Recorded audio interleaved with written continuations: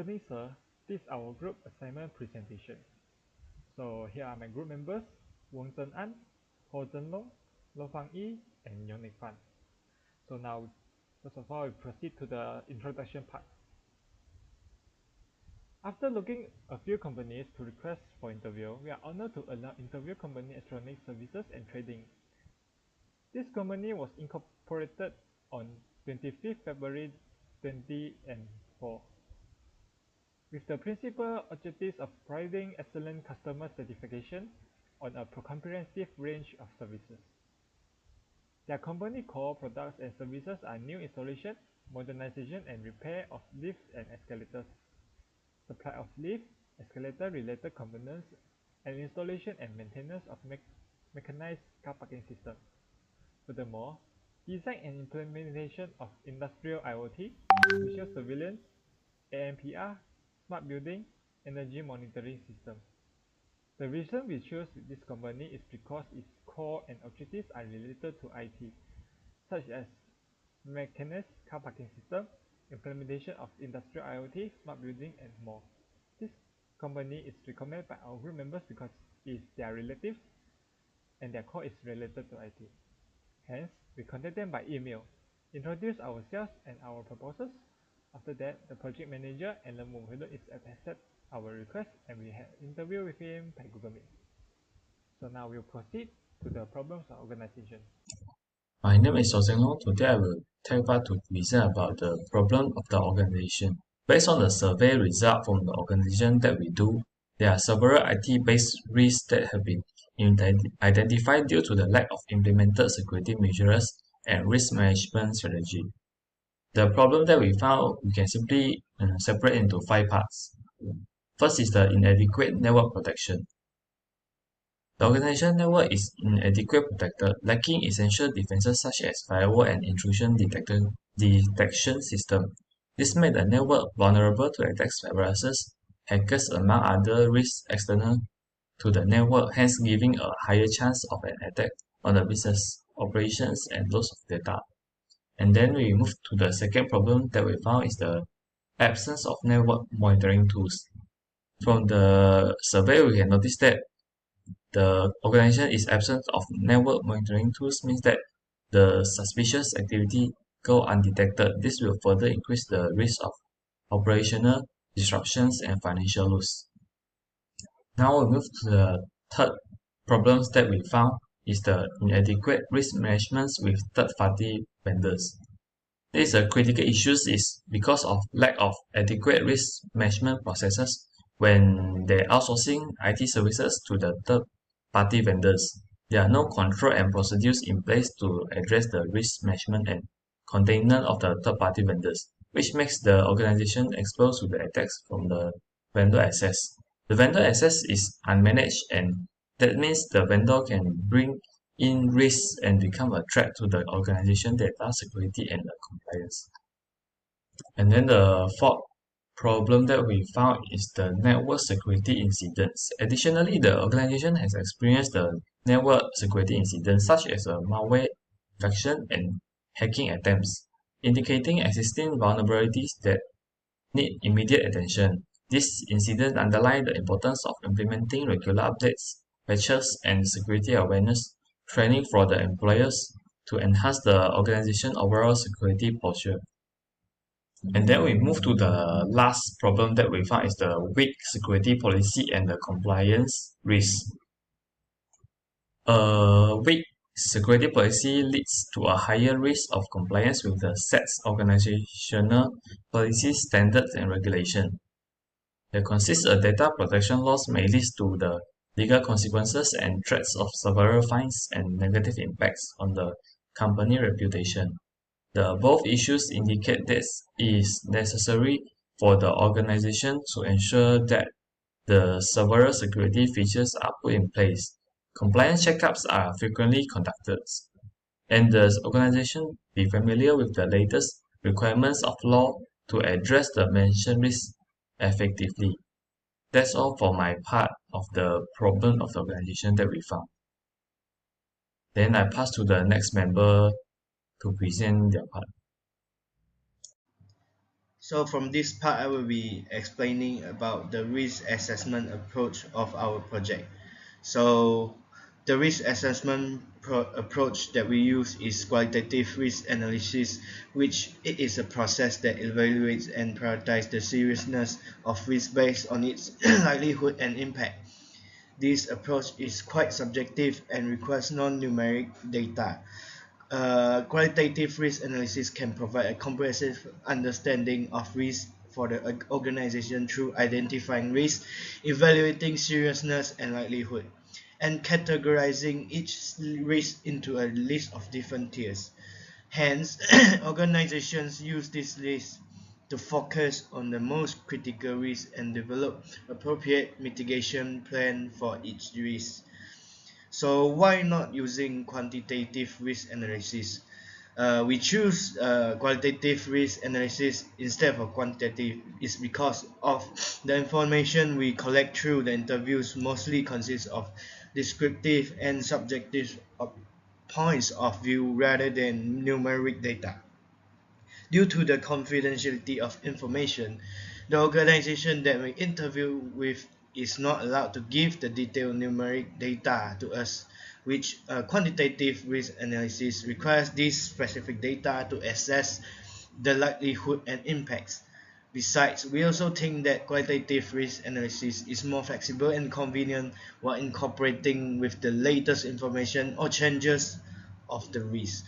Lastly, some IT risks often bring non-financial impacts to the organization, such as reputational damage and operational issues, which these risks can be effectively captured by using qualitative analysis.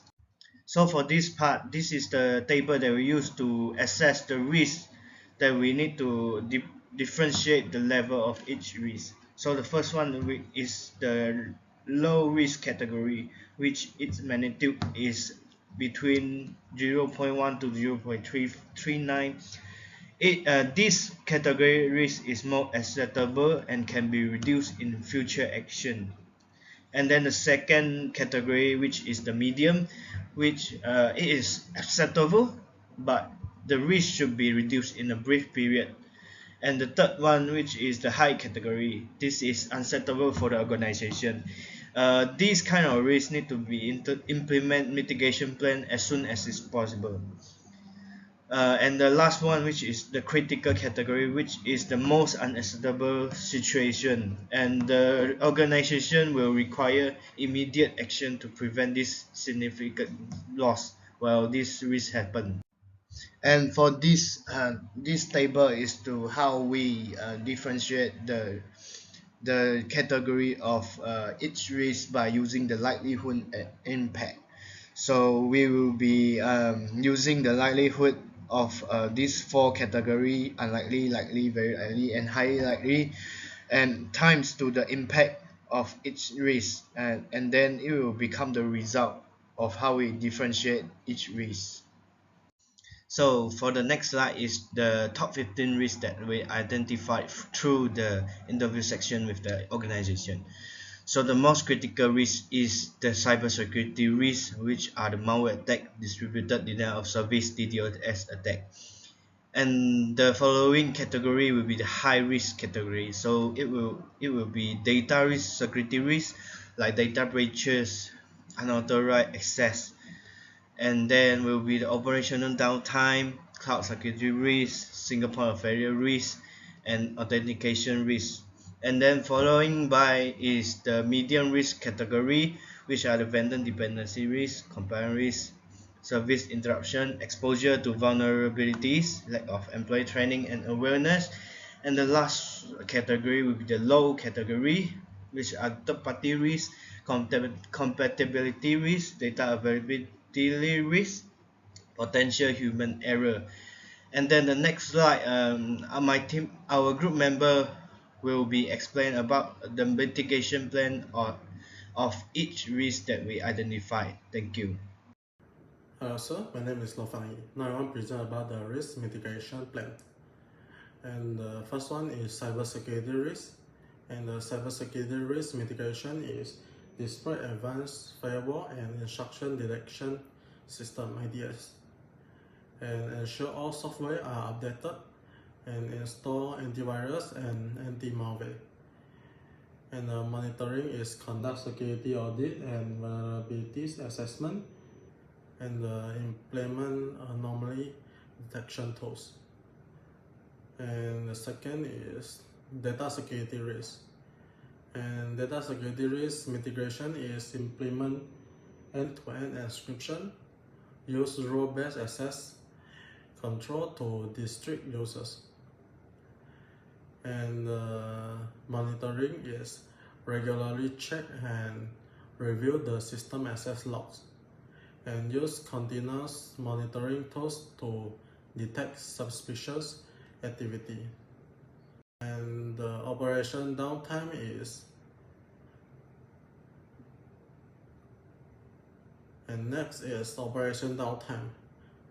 Operation downtime integration is implement redundancy system, develop a suitable disaster recovery plan, and conduct regular maintenance and update.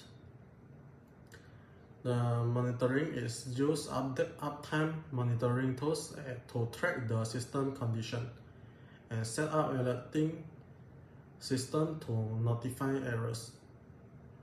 Next is cloud security risk. The mitigation is use IAM method to manage cloud user access and establish vendor security agreement.